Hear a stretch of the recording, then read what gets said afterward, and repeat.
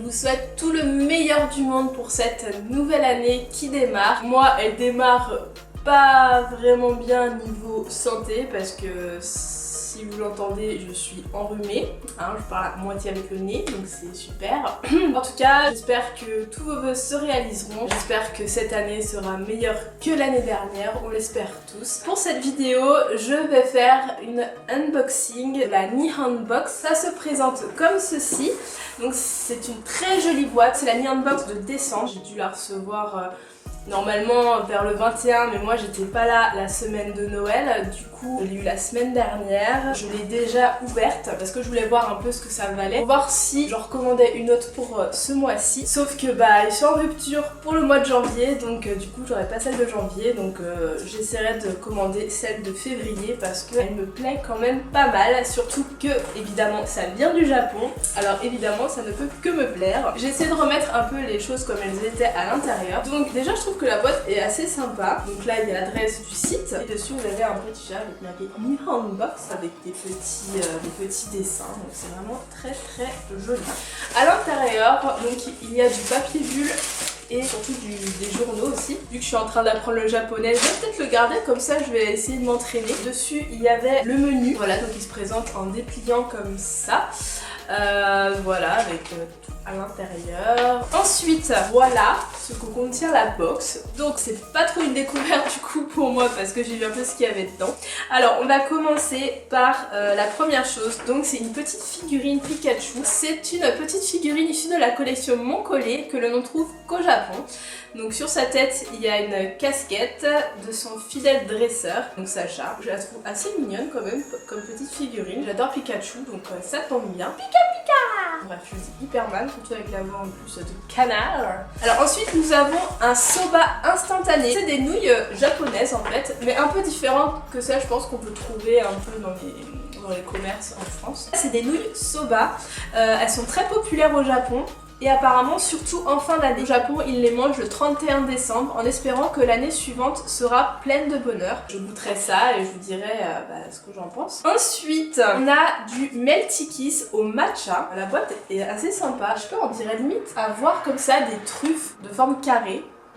On ne trouve ces Melty Kiss qu'en hiver et à l'approche des fêtes de fin d'année au Japon. Avec leur corps fondant au chocolat et thé vert assez fort, vous ne pourrez pas y résister, nous non plus. Alors, je vais faire la dégustation. Ça se présente en petit sachet comme ça. Je sais pas si je vais vraiment avoir le goût, vu que je suis enrhumée. C'est en petit carré comme ça. Ça sent très fort en tout cas. Donc il y a bien le thé vert à l'intérieur, c'est vert. Je crois que c'est du chocolat au lait, je sais pas.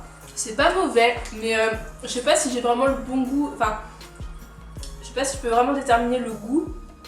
Je sens le thé vert.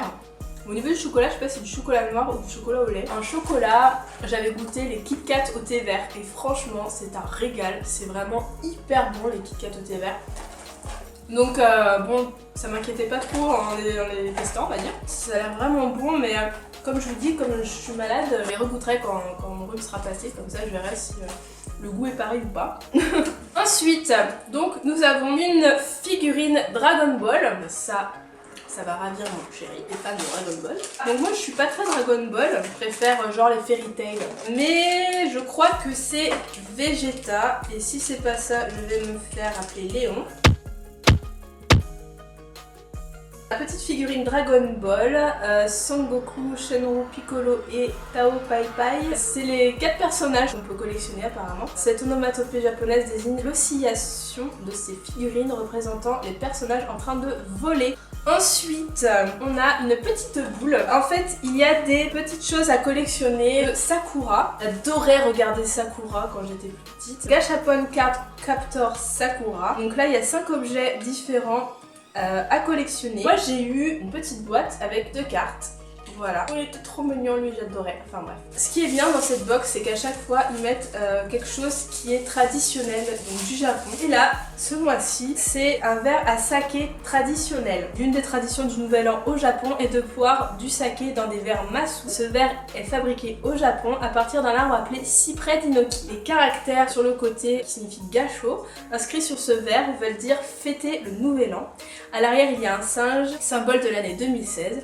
Autrefois, on se servait de ce type de récipient pour doser l'alcool et le riz. Bien sûr, si vous n'avez pas de saké, vous pouvez y verser une autre boisson et la déguster comme au Japon d'autrefois. Donc je trouve ça vraiment sympa et c'est un très joli verre à saké, je trouve. Ensuite, nous avons un jeu de baguettes. Pour ceux qui n'arrivent pas à manger avec des baguettes, eh bien ce jeu est fait pour vous. Alors je l'ai pas encore testé, mais je sais que mon chéri a du mal à manger avec des baguettes.